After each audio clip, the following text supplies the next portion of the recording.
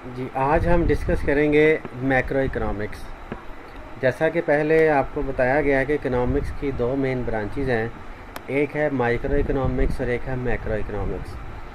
तो आज हम स्टार्ट करते हैं मैक्रो इकोनॉमिक्स से।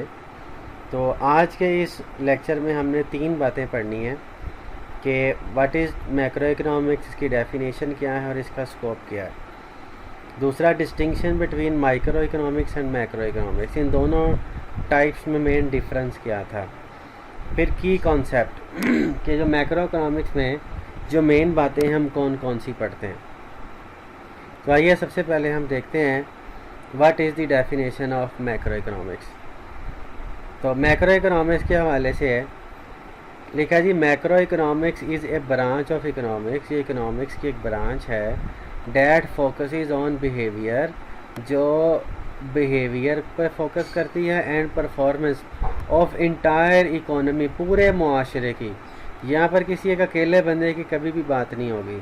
मैक्रो इकोनॉमिक्स में जब भी किसी चीज़ पर फोकस किया जाएगा वो एज ए होल किया जाएगा। It examines the economy as a whole, studying aggregate variable and their interaction to understand how the economy function। ये देखेंगे कि इसमें किस तरह एक पूरी की पूरी इकोनॉमी किस तरह से फंक्शन कर रही है, किस तरह से एक इकोनॉमी चल रही है। तो लेकिन अगर हम माइक्रो इकोनॉमिक्स और माइक्रो इकोनॉमिक्स में फ़र्क की बात करें तो लिखा जी, micro economic deals with the behaviour and decision of individual economic agent.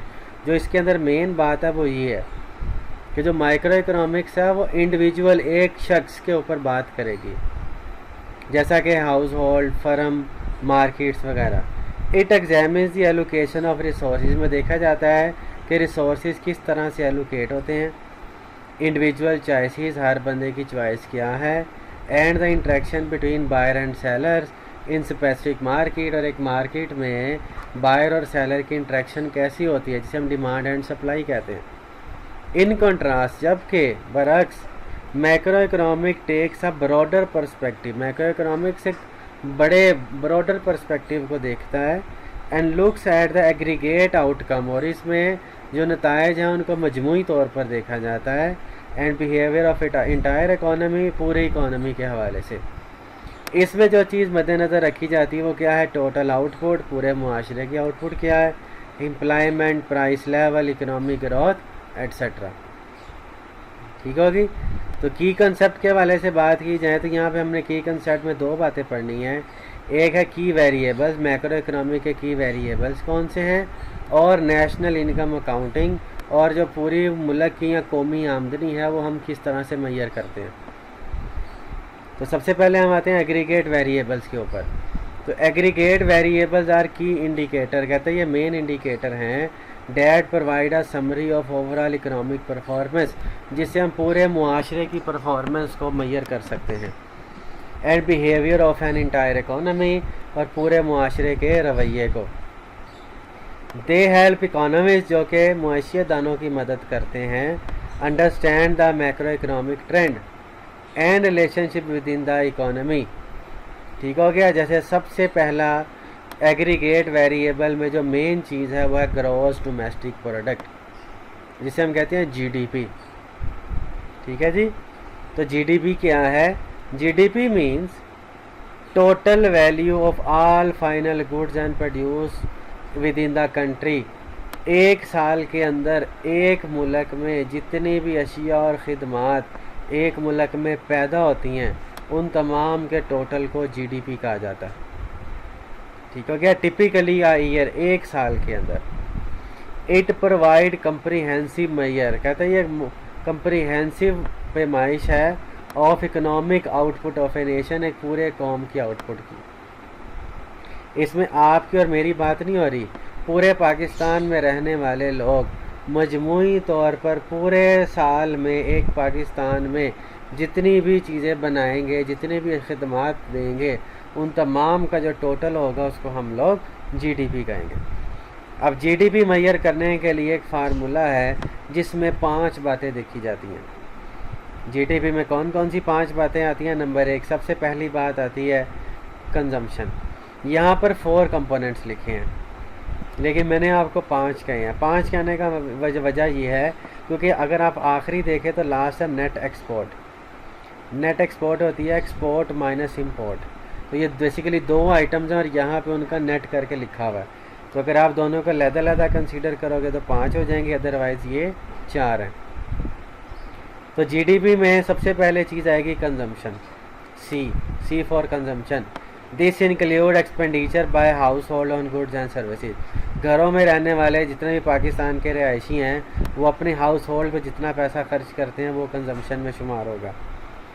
Investment से मुराद है हम लोग कारोबार के लिए या इन्वेस्टमेंट के लिए जितना भी पैसा इन्वेस्ट करेंगे वो हमारी जो इन्वेस्टमेंट होगी उस तमाम का टोटल जो है वो इन्वेस्टमेंट में शुमार होगा। गवर्नमेंट स्पेंडिंग, मुल्क चलाने के लिए गवर्नमेंट जितने पैसे खर्च करेगी वो गवर्नमेंट स्पेंडिंग होगी। नेट एक्सपोर्ट मतलब जो एक्सपोर्ट की उसमें से जो इंपोर्ट की वो माइनस करके जो बचेगा उसे कहते हैं नेट एक्सपोर्ट। ठीक हो गया। तो जीडीपी में ये 4 बातें लिखने की वजह यह है कि जीडीपी का जो टोटल कैसे निकलेगा कि हमने जितनी कंजम्पशन हुई है वो उसको जमा करना है इन्वेस्टमेंट के साथ, इन्वेस्टमेंट को में जमा करना है स्पेंडिंग को और स्पेंडिंग में साथ जमा करना है नेट एक्सपोर्ट को। अगर हम इन चारों आइटम्स को जमा कर लें तो इन चारों का जो टोटल बनेगा उस टोटल को हम नाम देंगे जीडीपी।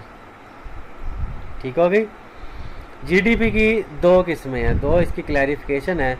एक कहा जाता है नॉमिनल जीडीपी और एक कहा जाता है रियल जीडीपी। ठीक है। मुल्क में आपको पता है महंगाई हर साल बढ़ रही है, तो नॉमिनल और रियल में जो बेसिकली जो डिफरेंस है ना वो महंगाई का है। कहते हैं अगर जीडीपी के अंदर महंगाई शामिल हो, अगर जीडीपी के अंदर महंगाई शामिल हो तो उसको हम नाम देंगे नॉमिनल जीडीपी। और अगर जीडीपी में से महंगाई को निकाल दिया जाए, महंगाई के असर को ख़त्म कर दिया जाए तो उसको हम नाम देंगे रियल जीडीपी।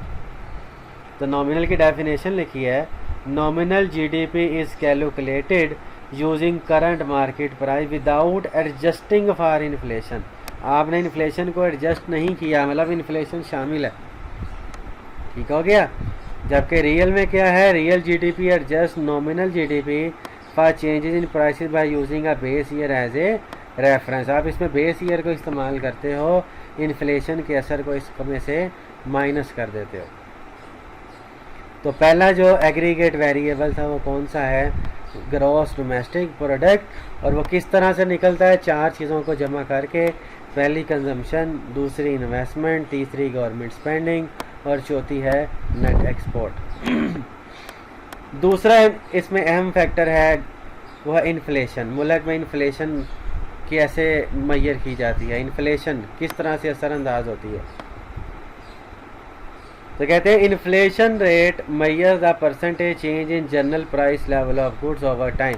जिस तरह चीज़ों की कीमतें बढ़ती जाएंगी समझो महंगाई होती जाएगी। तो सादा लफ्ज़ में कह सकते हैं चीज़ों की कीमतों के बढ़ने को हम लोग इन्फ्लेशन कहते हैं। ठीक है जी। तो कहते हैं inflation is typically calculated using a price index. इसको हम एक प्राइस इंडेक्स के ज़रिए मालूम करते हैं और इस प्राइस इंडेक्स का नाम है कंज्यूमर प्राइस इंडेक्स, या इसका दूसरा नाम है प्रोड्यूसर प्राइस इंडेक्स। कस्टमर के पॉइंट ऑफ व्यू से वो कंज्यूमर प्राइस इंडेक्स है और प्रोड्यूसर के पॉइंट ऑफ व्यू से वो प्रोड्यूसर प्राइस इंडेक्स है, जिसको हम CPI और PPI कहते हैं। तीसरा इसमें मेन एलिमेंट है वो है अनएम्प्लॉयमेंट रेट। मतलब जो हम लोग मैक्रो इकनॉमिक में पढ़ते हैं कि मुल्क में अनएम्प्लॉयमेंट नहीं होनी चाहिए। तो जी unemployment rate is the percentage of labour force that is unemployed. Unemployment rate से मुराद है कि हमारे मुल्क में कितने लोग अब तक बेरोज़गार फिर रहे हैं एंड एक्टिवली सीकिंग एम्प्लॉयमेंट, और वो नई नौकरियों की तलाश में भी हैं। It provide insight into the availability of job opportunities, जिससे पता चलेगा कि हमारे मुल्क में कितनी जॉब अपॉर्चुनिटीज़ अवेलेबल है। Economist use various method including household survey, administrative data to estimate employment rate, और एम्प्लॉयमेंट रेट को आमतौर पर सर्वे करके या एडमिनिस्ट्रेटिव डाटा के थ्रू मैयर किया जाता है। और चौथा और आखिरी मैक्रो इकनॉमिक इंडिकेटर कौन सा, वह इकनॉमिक ग्रोथ, हमारी मुल्क की तरक्की। हर साल बजट में कहता है ना हमारी जो इकनॉमिक ग्रोथ 3% है, 3.5% है, 4 है। तो इकनॉमिक ग्रोथ क्या है, बेसिकली इकनॉमिक ग्रोथ कहते हैं कि हमारी GDP में कितना इजाफा हुआ। रियल जीडीपी में जितना इजाफा होगा वो हमारी इकोनॉमिक ग्रोथ होगी। अगर हमारी रियल जीडीपी कम हो गई तो समझे हमारी इकोनॉमिक ग्रोथ पहले से कम हो गई है, और अगर हमारी जीडीपी बढ़ गई है तो समझे हमारी इकोनॉमिक ग्रोथ में इजाफा हो गया। और जितनी इकोनॉमिक ग्रोथ बढ़ती जाती है उतना मुल्क के अंदर लोगों का लिविंग स्टैंडर्ड भी पहले से बेहतर होता जाता है। लिखा भी हुआ है, positive economic growth is desirable as it signifies increase production and improve living standard. जितनी इकोनॉमिक ग्रोथ ज़्यादा होगी मुल्क में प्रोडक्शन भी ज़्यादा होगी और लोगों का जो लिविंग स्टैंडर्ड है वो भी पहले से ज़्यादा होगा। तो हम मैक्रो इकोनॉमिक में दो बातें पढ़े थे, एक एग्रीगेट वेरिएबल्स और दूसरा था नेशनल इनकम अकाउंटिंग। तो एग्रीगेट वेरिएबल में चार बातें पढ़ी, कौन सी? एक ग्रॉस डोमेस्टिक प्रोडक्ट, दूसरी इन्फ्लेशन, तीसरी अनएम्प्लॉयमेंट, चौथी पढ़ी हमने इकोनॉमिक ग्रोथ की। अब आ गया दूसरी बात, national income accounting. National income accounting से मुराद है कि जो हम मुल्क में अपनी इनकम कमाते हैं, इस इनकम के डिफरेंट नाम क्या क्या हैं। मतलब जो हम मुख्तलिफ़ तरह की आमदनियाँ कमाते हैं उनमें कौन सी बात को ऐड करें, कौन सी बात को लेस करें तो हमारी आमदनी का नाम बदल जाता है। तो सबसे पहले इनकम है उसको हम कहते हैं ग्रॉस नेशनल प्रोडक्ट, जीएनपी। तो जीएनपी क्या है? कहते हैं GNP measures the total value of goods and services produced by a country resident. एक मुल्क के शहरी एक मुल्क में रहकर जितना भी पैसा मुल्क में कमाते हैं उनकी आमदनी के टोटल को जीएनपी कहेंगे। लेकिन इसमें एक बात याद रखनी है, यहाँ पर लिखा है रिगार्डलेस ऑफ देयर लोकेशन। ये नहीं देखना कि वो कहाँ पे रह के कमा रहे हैं। मसलन अगर एक पाकिस्तानी अमेरिका में भी है ना, तो अगर वो अमेरिका में जो पैसा कमा रहा है वो भी जीएनपी के अंदर शुमार होगा, वजह वो बंदा पाकिस्तानी है। तो पाकिस्तानी पूरी दुनिया में जहाँ पर भी पैसा कमाएगा लेकिन उसका शुमार कहाँ में होगा? पाकिस्तान में होगा। सेकंड किस्म आ गई net national product. Net national product से मुराद कहते हैं कि जिसको हम एनएनपी कहते हैं वो जो हमने ऊपर जीएनपी पढ़ी है, अगर हम जीएनपी में से माइनस कर दें, किसको नोट कर लें? डेप्रिसिएशन। हमारी बहुत सी चीज़ें ऐसी हैं जिनकी वैल्यू वक्त के साथ साथ कम होती है। आप उसको इस्तेमाल करते जाओगे तो उसकी वैल्यू कम होती जाएगी। जैसे आपने एसी लगाया, आज उसकी वैल्यू कुछ अगले साल कम हो जाएगी, इस्तेमाल करने से है ना। तो बहुत सारी चीज़ों की जो वैल्यूज़ हैं वो वक्त के साथ साथ कम होती जाती है। तो कहते हैं जो हमारी जीएनपी थी, अगर उस जीएनपी के अंदर से हम डेप्रिसिएशन को माइनस कर दें, तो डेप्रिसिएशन को माइनस करने के बाद जो हमारे पास पैसा बचेगा उस पैसे को हम नाम देंगे नेट नेशनल प्रोडक्ट, एनएनपी। ठीक है जी। और तीसरी किस्म है जिसे हम नाम देते हैं पर कैपिटा इनकम, एक बंदे की आमदनी। तो पर कैपिटा इनकम क्या है कि पर capita income is calculated by dividing the total income of country bye its population. तो जो हमारी टोटल इनकम थी पूरे मुल्क की, अगर आप उसको पॉपुलेशन से डिवाइड कर दो तो एक बंदे की आमदनी बनेगी। तो उस एक बंदे की आमदनी को नाम दिया जाता है पर कैपिटा इनकम। कहते हैं per capita income is used to assess the living standard. इस पर कैपिटा इनकम को लोगों के लिविंग स्टैंडर्ड को जज करने के लिए मेजर किया जाता है। या इससे ये पता चलता है इनकम डिस्ट्रीब्यूशन, लोगों में पैसा एवरेज एक बंदे तक कितना पैसा पहुंच रहा है, या एवरेजली एक बंदा कितना पैसा कमा रहा है। तो कहते हैं higher per capita income generally indicates a higher standard of living. जितनी पर कैपिटा इनकम ज़्यादा होगी, किसका मतलब है उतना मुल्क में स्टैंडर्ड ऑफ लिविंग भी अच्छा होगा। ठीक हो गया। तो ये जो नेशनल इनकम अकाउंटिंग है बेसिकली ये इकोनॉमिक परफॉर्मेंस को या हमारी आमदनी को मेजर करने में हमारी मदद करता है, जिसकी बुनियाद पर हम अपने मुल्क की आमदन को दूसरे मुल्क की आमदन के साथ कंपेयर करते हैं। तो आज का हमारा टॉपिक सिर्फ इतना ही था, जिसमें हमने 3 बातें पढ़ी। कौन सी? नंबर 1 मैक्रो इकोनॉमिक्स क्या है, मैक्रो इकोनॉमिक्स और माइक्रो इकोनॉमिक्स में क्या डिफरेंस है, और मैक्रो इकोनॉमिक्स के अंदर 2 मेन कॉन्सेप्ट हैं, एक एग्रीगेट वेरिएबल और दूसरा है नेशनल इनकम।